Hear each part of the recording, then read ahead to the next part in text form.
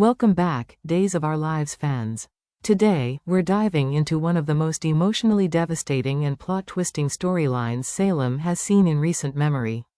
Sophia Choi is about to make a decision so shocking, so final, that it may change her life, and the life of her newborn, forever. One fatal mistake, and there may be no way back.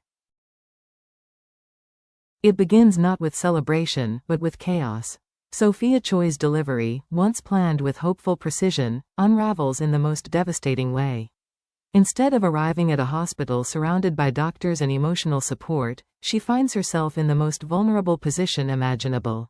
Alone in a bedroom, gripped by panic and excruciating pain. This isn't just a matter of bad timing, it's a terrifying descent into isolation. There's no one to hold her hand, no one to coach her through the contractions, no medical team standing by in case of complications. Just Sophia, a young woman already burdened by fear and uncertainty, now forced to bring new life into the world without help, without reassurance, and without safety. The dual preview reveals a haunting image: Sophia, drenched in sweat and tears, sobbing uncontrollably as she cradles her newborn. Her face is a portrait of trauma, shaken, exhausted, and overwhelmed by the weight of what's just happened. The silence of the room is deafening, filled only by the infant's cries and Sophia's quiet pleas for strength.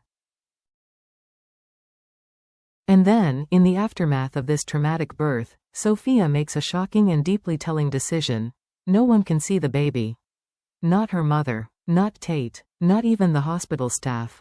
It's a complete lockdown, one born not out of protection, but out of fear. In that moment, Sophia isn't just protecting the child, she's protecting herself from a world she doesn't feel ready to face. The hours that follow Sophia's solitary birth are anything but calm.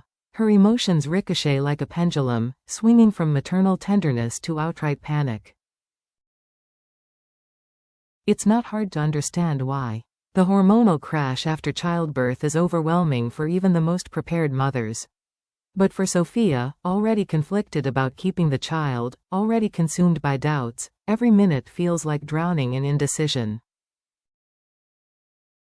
With no adoptive parents lined up and no legal safeguards in place, the presence of the newborn becomes a ticking clock. Every cry, every breath, reminds her that time is running out to make a decision. And yet, her mind is flooded with fear, not just about the future, but about the people closest to her. Tate Black, the father, looms large in her mind. If he sees this child, he'll want to be a father. Sophia believes that with every fiber of her being. And the thought terrifies her, not because she doesn't think Tate would care, but because she doesn't think she can share this child with him and still walk away.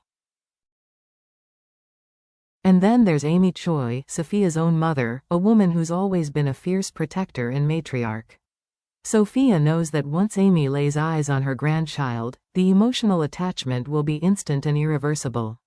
Sophia fears that Amy will fight to keep the baby in the family, stripping her of the only option she believes she still has: freedom. Caught in a web of imagined futures and emotional pressure, Sophia begins making impulsive, high-stakes decisions. Decisions that may feel right in the moment, but ones she could deeply regret later. In the midst of all this chaos, one dream still clings to life: college. Sophia has been working toward it for years. It represents more than just education, it represents escape, independence, and a version of her life untouched by scandal, motherhood, or judgment. But now, with a baby in her arms and no plan in place, that dream is slipping through her fingers. And so, desperate and disoriented, Sophia turns to an option she likely never imagined she'd consider: abandonment, but in the safest legal way possible. Enter the fire station. These stations, in many states, have safe haven baby boxes, secure, temperature-controlled drop-off units where mothers can anonymously surrender infants without fear of prosecution. It's a system created to prevent tragedy. But for Sophia, it feels like the only door still open. And that's where Javi Hernandez enters the picture. Newly on track to become an EMT firefighter, he's quite literally in the right place at the right time. When Sophia leaves her baby at the station, anonymously, secretly, Javi is the one who finds the child. Moved by the moment and unsure of who the baby belongs to, he brings the infant home.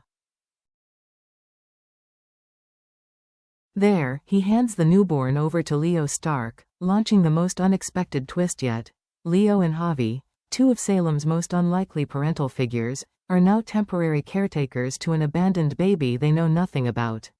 No one suspects the truth. No one connects the dots. And yet, the baby in their care is the very child Sophia bore in secret and then walked away from. This sets the stage for an emotional and legal minefield. Because as the days pass and Javi and Leo form a bond with the child, the question will inevitably arise: will they try to keep the baby? Will they fight for adoption? And all the while, Tate Black still has no idea his child is missing, or that someone else might be raising them. Imagine the sheer shock of it all. Javi Hernandez, fresh out of EMT training and eager to make a difference, shows up one night at the fire station, only to find a newborn baby abandoned in the safe haven box. No note, no explanation, just a tiny, crying life wrapped in a blanket, left in the care of strangers. Javi doesn't hesitate. His instincts kick in, not just as a trainee first responder, but as a human being. He brings the baby home, cradled in his arms, confused yet compelled to protect this child until proper authorities can intervene. But who opens the door? Leo Stark, dramatic, flamboyant, and completely unprepared to play babysitter. At first, Leo's reaction is exactly what you'd expect. A mix of disbelief, panic, and sarcastic commentary. But as the hours pass and the baby begins to settle into the apartment, cooing, sleeping, needing attention, something remarkable happens. Javi and Leo, two men from vastly different worlds, find common ground in the most unexpected place: caring for a helpless child. Javi steps up as protector, using his EMT training to ensure the baby is healthy. Leo, surprisingly, becomes a source of warmth and comfort, rocking the child, humming lullabies, even improvising bottle feedings with unexpected tenderness. And as the days stretch into nights, and the nights into something like routine, a bond begins to form. Not just between Javi and the baby, but between Javi and Leo themselves. They laugh when the baby smiles.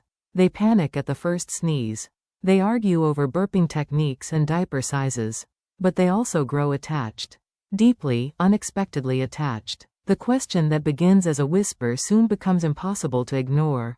What if we just kept the baby? What if this wasn't just temporary? But looming behind these heartwarming moments is a devastating truth: they don't know the baby's identity. They don't know that this child was born in secret to Sophia Choi. They don't know that the father is Tate Black, who has no idea his child is even missing. And as their bond deepens, so does the weight of what's coming. Because Tate is out there, and sooner or later, he's going to start asking questions. Meanwhile, across town, Sophia is unraveling. The aftershock of childbirth has left her raw and unsteady, but it's the aftermath of her own choices that's truly breaking her down. She's not just dealing with emotional collapse, she's staring down a future filled with exposure, scandal, and heartbreak. The baby is gone. She made that choice. But what comes next? Sophia knows she didn't just give up her baby, she gave up the ability to tell the truth. And the pressure is mounting. She knows that Tate will come asking. Amy will come asking. Salem doesn't let secrets stay buried for long. So, in a moment of panic and resolve, Sophia turns to a name no one expects: Melinda Trask. A woman known for her cold logic and legal ruthlessness. A woman who once orchestrated the elaborate baby swap that made Sloan and Eric believe Jude was their son, and convinced Nicole Walker her own child had died. If anyone knows how to erase a baby's existence, it's Melinda. Desperate and trembling, Sophia begs Melinda for help. She needs a cover story. She needs paperwork. She needs the world to believe that the baby didn't survive. Because if people think the child died, Tate will stop searching. Amy will stop asking. The past will stay buried. But this request isn't without cost. Melinda doesn't work out of kindness. She'll want leverage. She'll want something in return. And even if Sophia gets what she wants, the emotional toll will be unbearable. She'll have to look her mother in the eye and lie. She'll have to tell Tate that their child is gone, forever. And worse, she'll have to live every day knowing that somewhere out there, her baby is alive, being raised by someone else. This isn't just damage control, it's a soul-crushing performance. And if one piece of the lie slips, the whole thing comes crashing down. So, what do you think? Is Sophia's decision understandable, or unforgivable? Should she be given compassion, or should the truth come out, no matter what it costs? Let us know your thoughts in the comments below, and don't forget to like and subscribe for more explosive updates from Days of Our Lives. Thanks for watching, and remember, in Salem, one wrong move can change everything.